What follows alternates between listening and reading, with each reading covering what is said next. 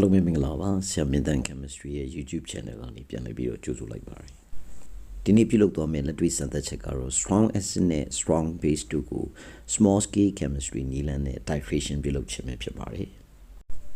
လိုအပ်တဲ့ပစ္စည်းတွေကတော့1 mm တူတဲ့အတိုင်းရေစုပ်ပြွန်တစ်ခုအသေးသုံးပီပတ်ငယ်4ခု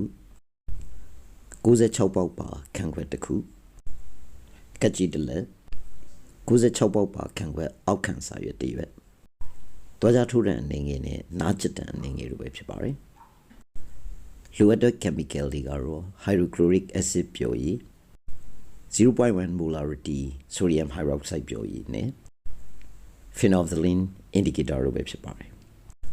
လက်တွေ့စမ်းသပ်ချက်ကိုမလုပ်ဆောင်ခင်အသေးသုံးပြပတ်ငယ်ပြုလုပ်တဲ့ပုံစံလေးကိုအနေငယ်ရှင်းပြပါမယ်အသေးသုံးပြပတ်ငယ်လေးပြုလုပ်ဖို့အတွက်လေစုပ်ဖို့အတွက်လက်နဲ့ညှစ်ရတဲ့အလုံးလေးကနေပြီးတော့မှ3 cm အကွာမှာလက်နှစ်ဖက်နဲ့ဂိုက်ထားပါမယ်ပြီးရင်တဖြည်းဖြည်းချင်းဆွဲပါမယ်ပြီးရင်အဲ့ဒီဆွဲလို့ရတဲ့နေရာမှာအစွန်းလေးချန်ပြီးတော့ကက်ကြီးနဲ့ဖြတ်တောက်ပါမယ်ပြီးရင်အဲ့ဒီအသေးသုံးပြပတ်ငယ်ကို label လေးတစ်ခုကတ်ထားပြီးတော့မှအသုံးပြုလို့ရပါအသေးသုံးပြပတ်ငယ်ကိုအသုံးပြုပုံကတော့တောက်လိုက်ဂိုက်မှာတဖြည်းဖြည်းချင်းညစ်ပါပြီးတော့အဆက်ကလေးကိုအောက်ကိုကျစေပါမယ်ဒါကတော့အသေးသုံးပြပတ်ငယ်ကိုအသုံးပြုပုံပဲဖြစ်ပါတယ်ကဲဒါဆိုရင်လက်တွေ့စမ်းသပ်ချက်ကိုစတင်ပြီးတော့မှလှုပ်ဆောင်ကြည့်ကြရအောင်ပထမဦးဆုံးအနေနဲ့96ပေါက်ပါခန့်ခွက်ကိုအောက်ခံစာရွက်ပေါ်တင်ပေးပါ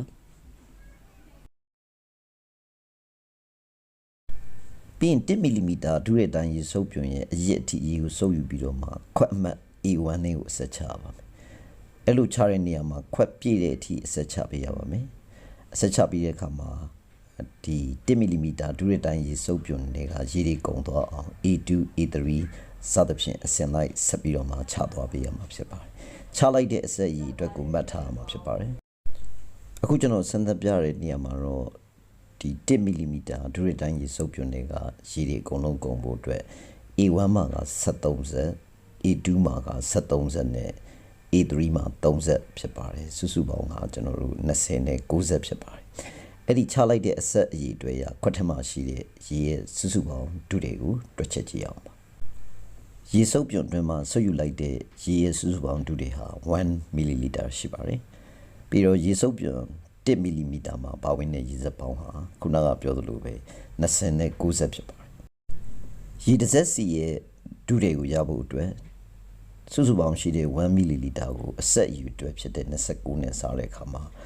0.0345 ml ရပါတယ်အဲ့တော့ရေလေးတစ်စက်ရဲ့ volume ဟာ 0.0345 ml ရှိပါမယ်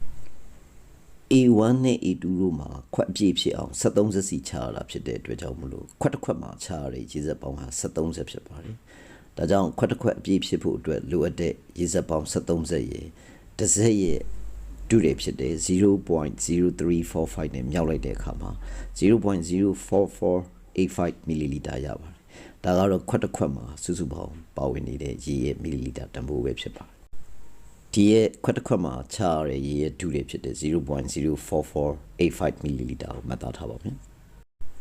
ပြီးရင်နောက်တစ်ဆင့်အနေနဲ့အသေးသုံးပြပတ်ငယ်နဲ့ hydrochloric acid ကိုစုပ်ယူပြီးတော့မှခွက်အမှတ် B1 B2 B3 တွေကိုချကြည့်ရပါမယ်ချကြည့်ပြီးတော့မှဒီခွက်အပြည့်ဖြစ်အောင်ချရတဲ့အဆက်အရေအတွက်ကိုတစ်ချက်မှတ်သားထားပါမယ်အဲ့လိုမှတ်သားထားပြီးတော့ကျွန်တော်တို့ဟာချလိုက်တဲ့အဆက်ရဲ့ဒုတွေကိုတွက်ယူရမှာဖြစ်ပါတယ်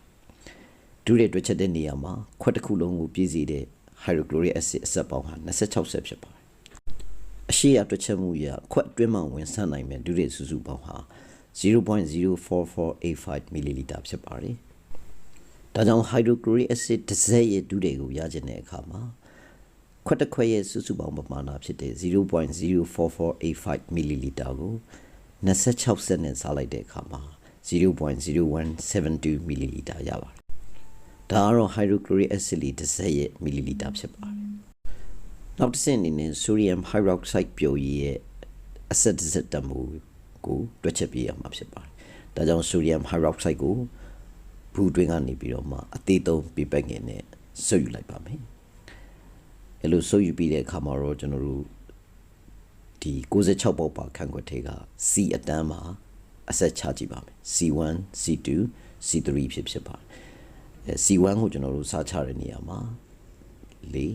5 6 9 10 9 10 11 12 13 14 15 16 19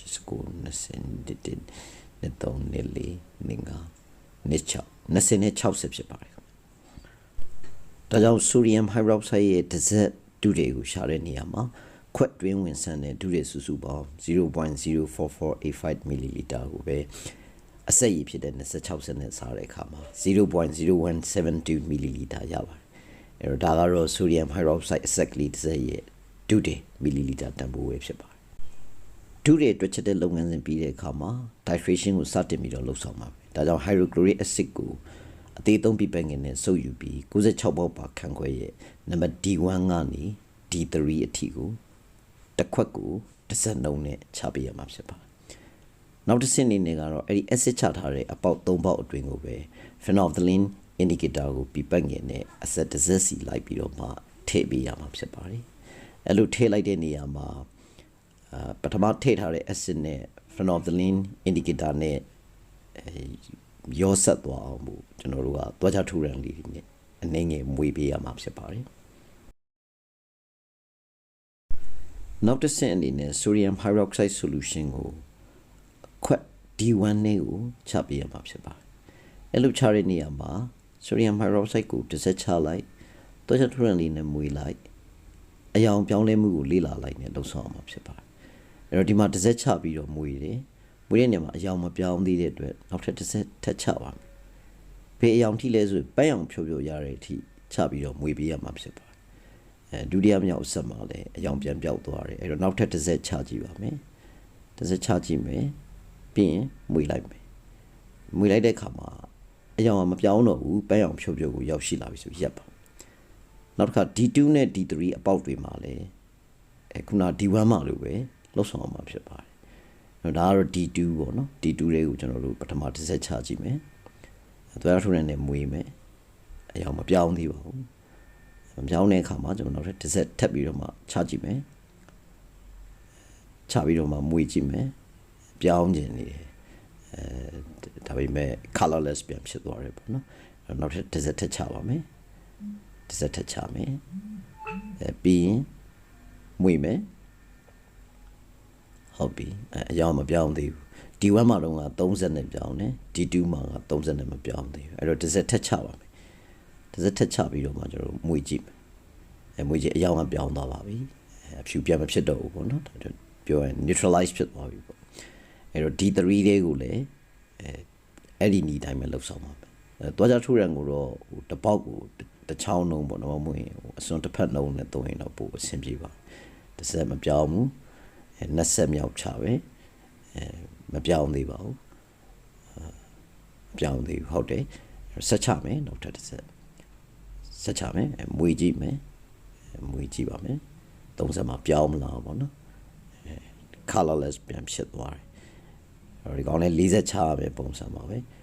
နောက်ဆုံးတစ်ဆက်ပေါ့ချကြည့်တော့ချလိုက်မယ်မွေကြည့်မယ်မွေအယောင်မပြောင်းတော့ဘူးပေါ့နော်ဒါနည်းပါပဲအဲ့တော့ D1 မှာ30 D2 မှာ40နဲ့ D3 မှာ40ဖြစ်ပါတယ်အဲ့တော့ဒီအဆက်တွေကိုမှတ်သားထားရပါမယ်ပြန်မြတွေ့ရမှာမလို့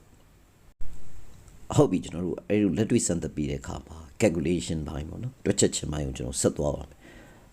တွက်ချက်မဲ့နေရာမှာအရေးကြီးတာကတော့ကျွန်တော် equation ပေါ့နော် equation က well balanced equation ဖြစ်ရပါအဲ့တော့ equation မှာတော့အားလုံးသိတဲ့အတိုင်းပဲ sodium hydroxide နဲ့ hydrochloric acid တို့တက်ပြတဲ့အခါမှာsodium chloride ရေပေါ့နော်ရရှိတာဖြစ်ပါတယ်အဲ့တော့ equation အရာကတော့sodium hydroxide ကတဆ HCl ကတဆပေါ့နော် mole ratio နဲ့ဆိုရင် 1:1 ပေါ့အဲ့တော့ဒီမှာတော့ကျွန်တော်တို့ကပမာဏနေတဲ့အတွက် millimole နဲ့တွက်ပါဆိုတော့ sodium hydroxide 1 millimole ကို hydrochloric acid 1 millimole နှုန်းနဲ့တက်ပြတာဖြစ်ပါတယ်အဲ့တော့ equation ကိုရေးပြီးတဲ့အခါမှာကျွန်တော်စတွက်ပါမယ်တွက်တဲ့အခါမှာ hydrochloric acid ကခုနအတိုင်းပဲပေါ့နော် D1 လည်းတစ်စက် D2 လည်းတစ်စက် D3 လည်းတစ်စက်ဖြစ်ပါတယ်အဲ့တော့ပြန်မြယူရင်သူကတစ်စက်နှုန်းနဲ့ပဲတွက်ရမှာအဲ့တော့ hydrochloric acid တစ်စက်ရဲ့မီလီလီတာဟာအရှိမကျွန်တော်တို့တူတဲ့တိုင်းထားတဲ့အတိုင်းပဲ 0.0172 မီလီလီတာရှိပါတယ်sodium hydroxide ကတော့ ခုနထိတ်ခဲ့တဲ့အတိုင်းမတူပါဘူး D1 မှာက30နဲ့သူက color change ဖြစ်ပါတယ်D2 နဲ့ D3 မှာတော့40စီထည့်ပေးရတယ်ဒီတော့ average ကိုယူရင်ကျွန်တော်တို့ကဟိုပထမ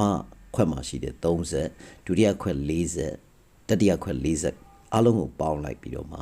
အကျိန်ဖြစ်တဲ့3နဲ့စားတဲ့အခါမှာ 3.67 ရပါတယ်အဲ3.67 ကိုတစ်စက်တန်ဖိုးဖြစ်တဲ့ 0.0172 နဲ့မြောက်ကြည့်လိုက်တဲ့အခါမှာတော့ကျွန်တော်တို့ 0.0631 milliliter ရရှိတာဖြစ်ပါတယ်အဲ့တော့ဆိုရရင် hydrochloric acid 0.0172 milliliter ဟာ sodium hydroxide 0.0631 milliliter နဲ့ပေါင်းပြီးတော့မှ neutralize ဖြစ်တာပါအဲ့ဒီမှာဒီပု္ပ္ပာမှာ standard solution က sodium hydroxide ဖြစ်ပါတယ်သူရဲ့ molarity က 0.1 molarity ဖြစ်တယ်နော်အဲ့တော့ကျွန်တော် hydrochloric acid ရဲ့ molarity ကိုဆက်ပြီးတော့မှရှားပါမယ်အဲ့လိုဆက်ပြီးတော့ရှားတဲ့အခါမှာstandard solution ဖြစ်တဲ့ sodium hydroxide ရဲ့ molarity 0.1 နဲ့ volume 0.0631 တို့ကိုမြောက်လိုက်တဲ့အခါမှာ 0.00631 millimole ကိုရရှိပါတယ် equation ရ sodium hydroxide 1 millimole ကို HCl 1 millimole နဲ့တပ်ပြုတဲ့အတွက်ကြောင့်မို့လို့ sodium hydroxide 0.00631 millimole ဆိုရင် HCl လည်း 0.00631 millimole ပဲဖြစ်ပါမယ်ဒါကြောင့်နောက်ဆုံးအဆင့်အနေနဲ့ hydrochloric acid ရဲ့ molarity ကိုတွက်ချက်တဲ့နေရာမှာသူ့ရဲ့ millimole ဖြစ်တဲ့ 0.00631 ကိုတီးပြီးတော့အသုံးပြုလိုက်ရတဲ့ဒုတိယပမာဏဖြစ်တဲ့ 0.0172 milliliter နဲ့စလိုက်ပါတယ်အဲ့ဒီခါမှာတော့ hydrochloric acid ရဲ့ molarity ဟာ 0.3669 molarity ဖြစ်တယ်လို့ကျွန်တော်တို့တွေ့ရှိရပါတယ်အခုပြုလုပ်ပြခဲ့တာကတော့ strong acid ဖြစ်တဲ့hydrochloric acid နဲ့ strong base ဖြစ်တဲ့ sodium hydroxide တို့ကို small scale chemistry လက်တွေ့နည်းလမ်းနဲ့စမ်းသပ်ပြခဲ့တာပဲဖြစ်ပါတယ်ဗီဒီယိုကိုအဆုံးထိကြည့်ရှုပေးတဲ့အတွက်ကျေးဇူးအထူးတင်ရှိပါတယ်ခင်ဗျာအားလုံးပဲကိုယ်စိတ်နှပြကျန်းမာချမ်းသာကြပါစေ